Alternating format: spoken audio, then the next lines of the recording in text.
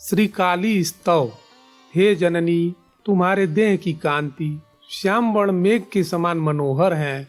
जो तुम्हारे एकाक्षरी बीज को त्रिगुना करके जप करते हैं, वह शिव की अणिमा आदि अष्ट सिद्धियों को प्राप्त करते हैं और उनके मुख से गद्य पद्यमयी वाणी निकलती हैं। हे महेश्वरी, तुम्हारे भाल पर अर्धचंद्र शोभा पाता है। दोनों कानों में 2 महाभयंकर बाण अलंकार रूप से विद्यमान हैं। विषयों से घिरे पुरुष भी तुम्हारे होम बीज को दूना करके पवित्र अथवा अपवित्र काल में एक बार जप करने से विद्या और धन द्वारा सुरगुरु भृगु और कुबेर को परास्त करने में समर्थ हो जाता है। वह पुरुष सुंदर स्त्रियों को भी मोहित कर सकता है, इसमें संदेह नहीं। हे खुले एवं लहराते केशों वाली, तुम विश्व संहर्ता काल के संग विहार करती हो, इसी कारण तुम्हारा नाम कालिका है। तुम बाएं होकर दक्षिण में स्थित महादेव को पराजित करती हुई स्वयं निर्वाण का दान करती हो, इसी कारण दक्षिणा नाम से तुम प्रसिद्ध हुई हो। तुमने प्रणव रूपी शिव का अपने महात्म से तिरस्कार किया है। तुम्हारे दोनों होठों से रुधिर धारा क्षरित होने के कारण तुम्हारा शरीर परम शोभा को पाता है। जो तुम्हारे ह्रीम ह्रीम इन दोनों बीजों को जप करते हैं, वह शत्रुओं को पराजित कर त्रिभुवन को वशीभूत कर सकते हैं, अथवा जो इस मंत्र को जपते हैं, वह शत्रुकुल को वशीभूत कर त्रिभुवन में विचरण किया करते हैं। हे जगन्मातः, तुम संसार के पापियों का पाप हरती हो। तुम्हारे दांतों की पंक्ति महाभयंकर है। तुमने ऊपर के बाएं हाथ में खंग, नीचे के बाएं हाथ में मुंड, ऊपर के दाहिने हाथ में अभय मुद्रा और नीचे के दक्षिण हाथ में वर मुद्रा को धारण किया है। जो तुम्हारे नाम के स्वरूप दक्षिण काली के जपा करते हैं, जो तुम्हारे स्वरूप का मनन किया करते हैं, उनके पास अणिमा आदि अष्ट सिद्धियां उपस्थित हुआ करती हैं। हे स्मरहर की महिले, तुम्हारा श्री मुखमंडल मृदु मधुर हास्य सर्वदा शोभित है।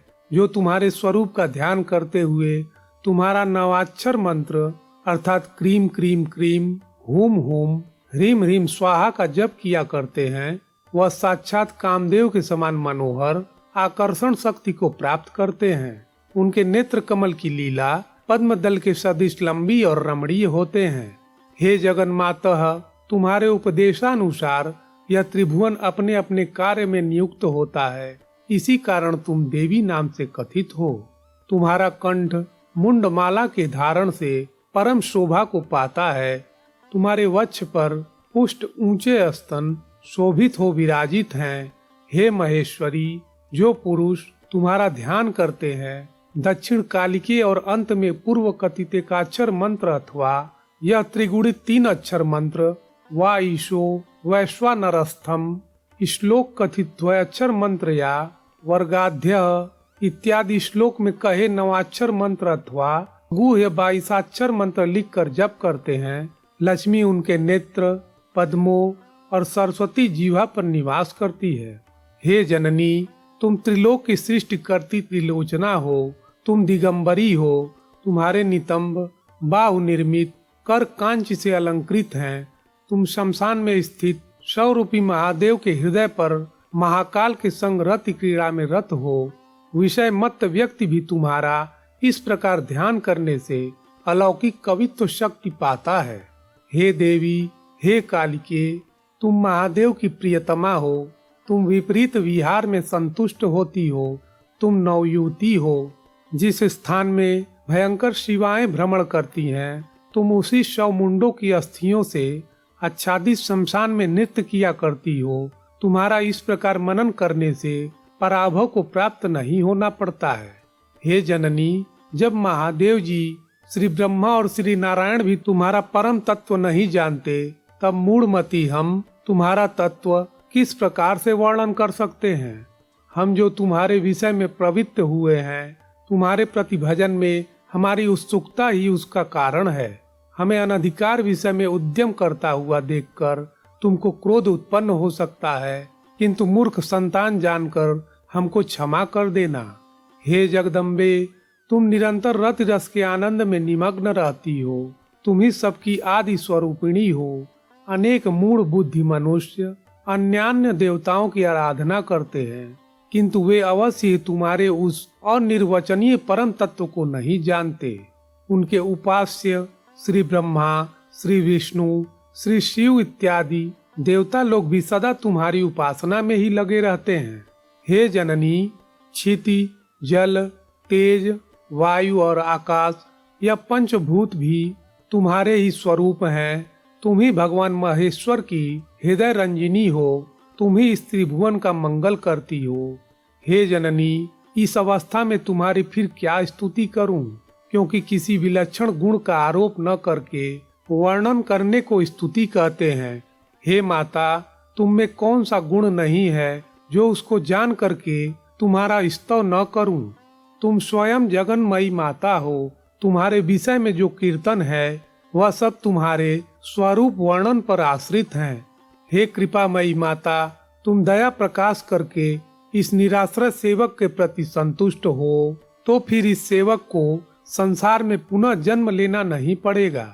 हे महाकालिके, जो मनुष्य शमशान भूमि में वस्त्रहीन और बाल खोलकर यथाविधि आसन पर बैठकर स्थिर मन से तुम्हारे स्वरूप का मनन ध्यान करते हुए तुम्हारे मंत्र का जाप करता है और अपने निकले हुए वीर्य में सहस्त्र आँख के फूल एक एक करके तुम्हारी प्रसन्नता के निमित्त अर्पण करता है, वह संपूर्ण धरती का स्वामी होता है।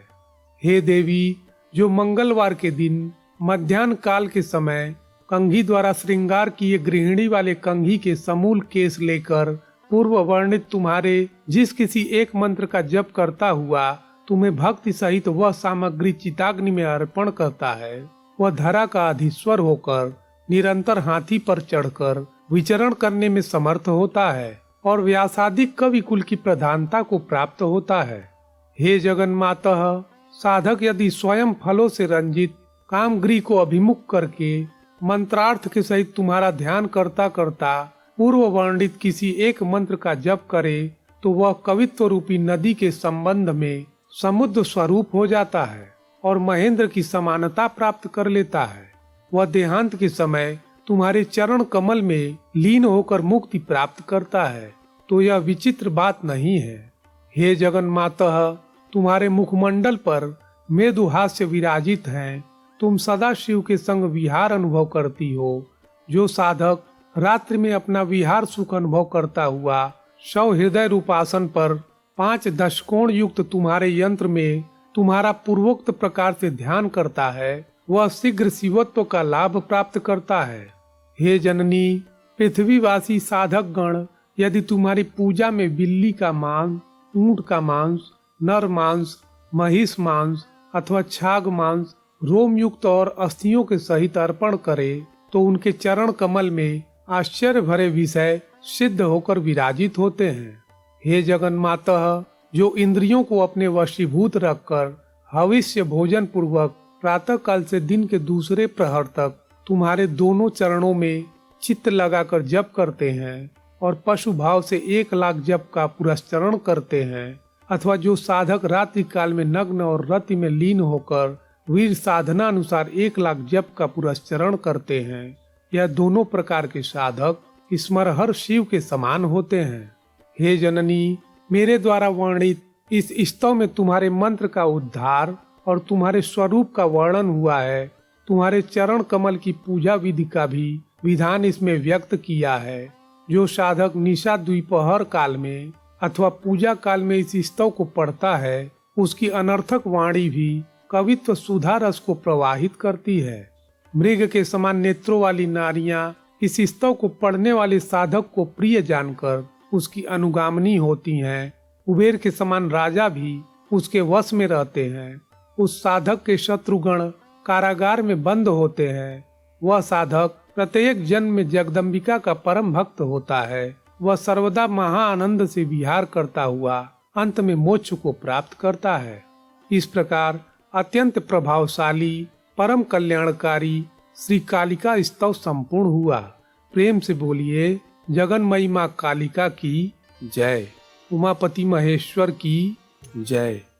प्रिय श्रोताओं, यह प्रस्तुति आपको अच्छी लगी तो अथ मंत्र चैनल को लाइक, शेयर एंड सब्सक्राइब करना ना भूलें तथा और नई वीडियोस के लिए बेल आइकन को प्रेस करें।